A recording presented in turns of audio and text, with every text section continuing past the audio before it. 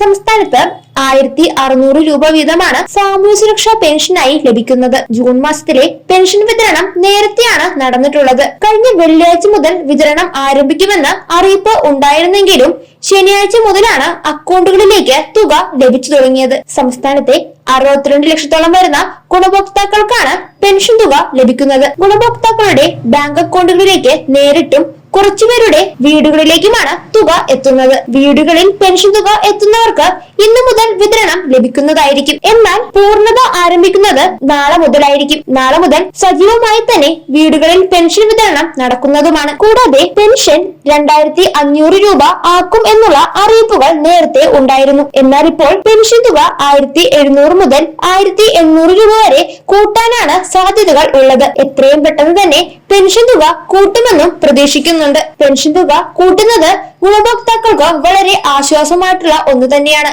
കൂടാതെ എല്ലാ മാസവും കൃത്യമായി പെൻഷൻ എത്തുക എന്നതും വളരെ പ്രധാനപ്പെട്ട ഒന്ന് തന്നെയാണ്. കൂടാതെ സംസ്ഥാനത്തെ സാമൂഹ്യ സുരക്ഷാ പെൻഷനും ക്ഷേമനിധി ബോർഡ് മുഖേന ലഭിക്കുന്ന പെൻഷൻ വാങ്ങുന്നവരും മസ്റ്ററിംഗ് ചെയ്യേണ്ടതുണ്ട്. 1600 രൂപ വീതം പെൻഷനായി ലഭിക്കുന്ന എല്ലാവരും മസ്റ്ററിംഗ് കൃത്യമായി ചെയ്യണം. ജൂൺ 25 മുതൽ ആഗസ്റ്റ് 24 വരെയാണ് മസ്റ്ററിംഗ് ചെയ്യാനുള്ള സമയപരിധി.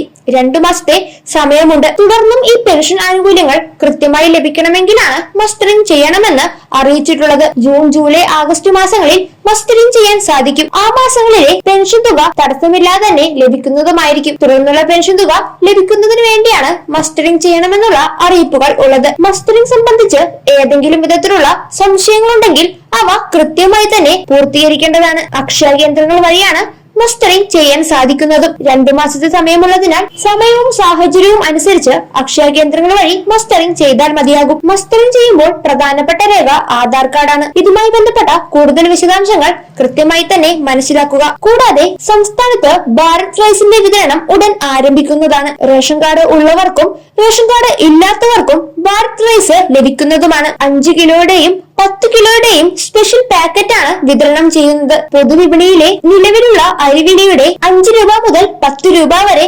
കുറച്ചായിരിക്കും ഭാരത് റൈസ് വിതരണം ചെയ്യുക. ഇതുമായി ബന്ധപ്പെട്ട കൂടുതൽ വിശദാംശങ്ങൾ കൃത്യമായി അറിയാനുമുണ്ട്. തീയതി ഉൾപ്പെടെയുള്ള കാര്യങ്ങൾ പ്രഖ്യാപിക്കാനുമുണ്ട്. ഇതുമായി ബന്ധപ്പെട്ടൊക്കെ എല്ലാ വിവരങ്ങളും കൃത്യമായി മനസ്സിലാക്കിയതിനു ശേഷം ശരിയായ രീതിയിൽ തന്നെ ചെയ്യുക.